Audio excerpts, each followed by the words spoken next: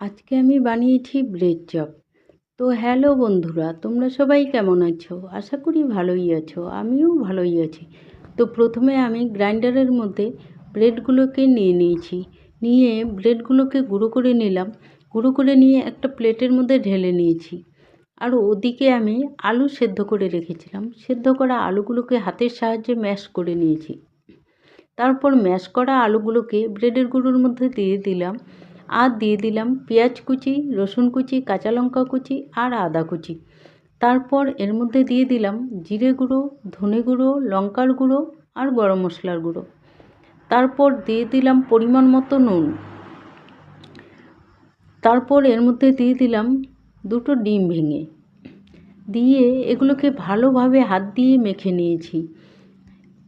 মাখা হয়ে গেলে গ্রাইন্ডারের মধ্যে কয়েকটা মেরি বিস্কুট দিয়ে মেরি বিস্কুটগুলোকে গুঁড়ো করে নিয়েছি। আর ওদিকে আমি ওভেনের উপর কড়াইটা বসিয়ে দিয়ে কড়াইতে তেল দিয়ে দিলাম। তেলটা যতক্ষণ গরম হচ্ছে ততক্ষণ এগুলোকে আমি এই শেপে করে নিয়েছি।